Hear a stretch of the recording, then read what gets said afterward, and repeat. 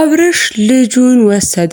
ሩታ ልጃቸውን ለአብርሽ ሰጥታ ሄደች። አዲስ መረጃ ይዤላችሁ መጥቻለሁ። ሰላማችሁ በያላችሁበት ብዝት ይበልልኝ። የተወደዳችሁ ቤተሰቦቼ ሁልጊዜም ቅኑን መልካሙን የምትደግፉ ከትክክለኛ ሰው ጎን ትክክለኛ ነው ብላችሁ ካሰባችሁት ሰው ጎን የምትቆሙ ውድ ቤተሰቦቼ እንደምን አላችሁ? በያላችሁበት ሰላማችሁ ብዝት ይበልልኝ።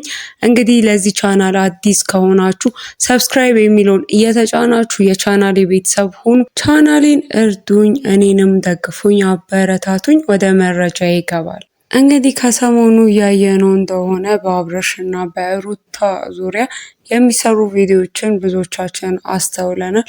አብርሽ እንግዲህ ቁርጥ ያለ ውሳኔዎቹን ወስኗል። በቃ እኔ ከሷ ጋር የሚያገናኘኝ ነገር አልፈልግም እያለ በብዙ ቪዲዮዎች ሲናገር ሰምታችሁታል። ያው እንግዲህ ባለፈውም ሩታ ልጄን እንድትወስድ እፈልጋለሁ ብላ አብርሽን ጠርታ አነጋግራው እንደነበረ አይተናል።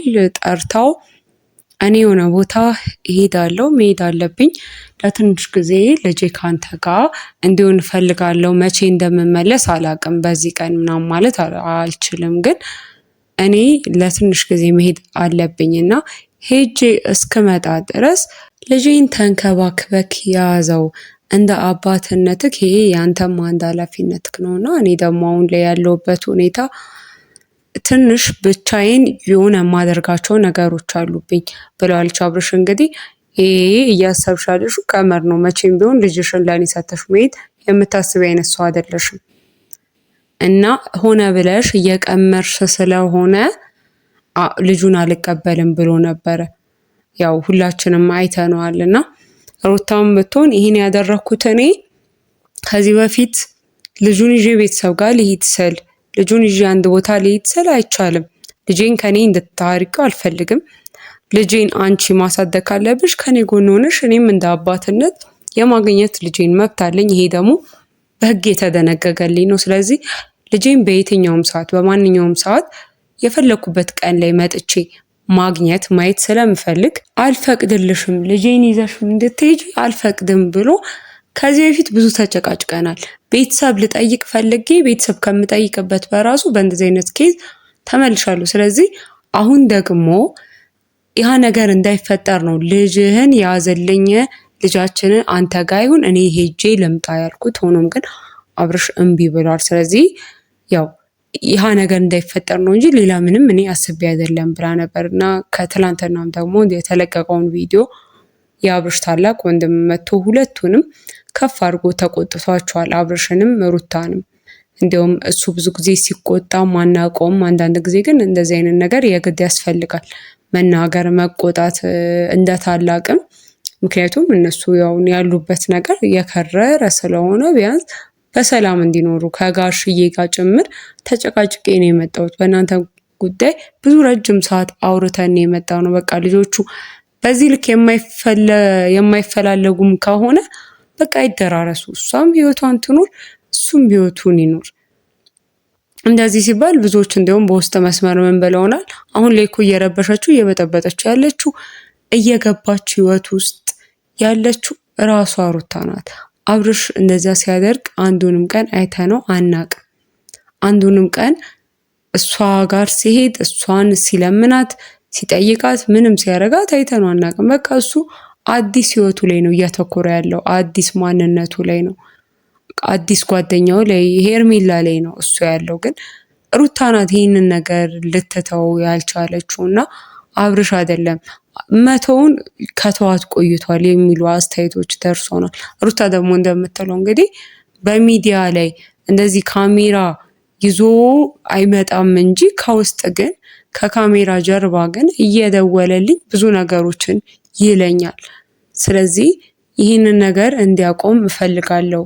በቃ ከተወ እኔም ልተው እሱም ይተው የሚል ነው እንግዲህ እሷም እያነሳች የነበረችው አብርሃም በታላቅ ወንድሙ እያለ ባወሩት ላይ ማለት ነው። እንግዲህ በዛሬው ቀን ደግሞ ምንድነው የደረሰን መረጃ? ሩታ ልጁን ለአብርሃም እንደሰጠችው አብርሃም ደግሞ ልጁን እንደተቀበላት ተቀብሎ ራሱ ከልጁ ጋር እንዲቆይ ከሁለቱ አንድ ላይ እንዲቆዩ ከእሷ ሄዳ እስክትመጣ ድረስ ከልጁ ጋር እንደሚቆይ ተስማምቶ ልጁን እንደተቀበላት ሰምተናል። እንዲሁም አንዳንዶች ምን እያሉ ነበር? አሁን ላይ ይሄ ነገር የእሷ ልጁን መቀበሉ አብርሽ ልጁን መቀበሉ ጭራሽ ሩታ ህይወት ውስጥ በጣም ኢንቮልቭ እንድታደርግ ነው የሚሆነው። በጣም ህይወት ውስጥ እንድትቆይ እንድትኖር ምናምን ነው የሚያደርገው። ምክንያቱም ደግሞም በልጁ ሰበብ ደግሞ ብዙ ጊዜ ከሄርሜላ ጋር ከሱ አልፎ ከሄርሜላ ጋር ጭምር ትገናኛለች እና ይሄን ነገሮች በራሱ ማሰብ አለበት። ምንም ቢያደርግ ምንም ሩታ ከህይወቱን ልትወጣ አትችልም፣ የልጆቹ እናት ናት የሚልም አስተያየት ሀሳብ ደርሶናል። ያው እንግዲህ አሁን ላይ አብርሽ የልጃቸውን ተቀብሎ እሱ ጋር እንዲቆይ ተስማምቶ ተቀብሏል። ሩታም ይሄ እንግዲህ ትልቅ ውሳኔ ነው ለሩታም ቢሆን ልጇን ትታ እስከምትሄድ ድረስ ምን አይነት ጉዳይ ቢኖራት ነው?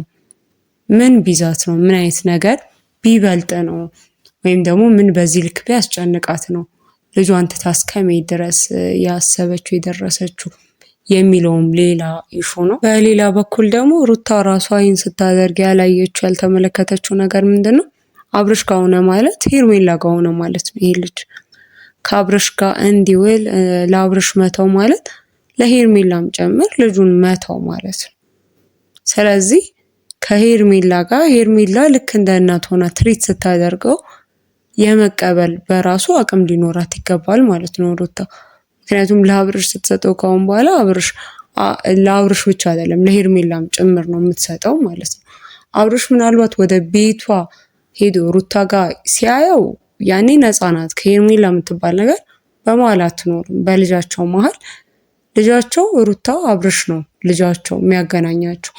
ሆኖም ግን አሁን አብርሽ ጋር ሆኖ ግን ከሆነ ይሄ ህፃን ያው መብቱም ምንም መከልከላችንም ምክንያቱም ሰጥታለች። እስከሰጠች ድረስ ደግሞ ሁለቱ አንድ ላይ ነው የሚይዙት። ይሄ ደግሞ ከዚህም በፊት ያየነው ነገር ነው። እንኳን ፈቅዳ ሰጥታ አይደለም ሳትፈቅድ ራሱ አብርሽ በወሰደበት ጊዜ አንድ ቤት ውስጥ እሷ ስታስተኛው ስታቅፈው እንደዚህ አይነት ነገሮችን አይተናል። እናቱ እዛ ጋር እያለች ሩታ እያለች አብርሽ ልጁን ደብቆ ከእናቱ በወሰደበት ሰዓት እንደዚህ አይነት ነገሮችን አይተን ነበርና አሁን እንግዲህ ይሄ ነገሮች እንደሚመጡ ማሰብም አለባት ሩታ። ይሄንን ነገር ማሰብ አለባት። ለአብርሽ ስትሰጥ ልጇን እንጀራ እናት እንደ እንጀራ እናት ደግሞ ራሷ ሄርሜላ ለሷም እየተወች እንደሆነ ልጇን ማሰብ አለባትና ነገሮችን ከዚህም አንፃር ማየት አለባትም ደግሞ ያሉናሉ። እንግዲህ እኔም ከሰማሁት መረጃ እንዲሁም ከውስጥ መስመር ከሚደርሱኝም ጠቅለል አድርጌ ይዤላችሁ ወደ እናንተ ቀረብኩ።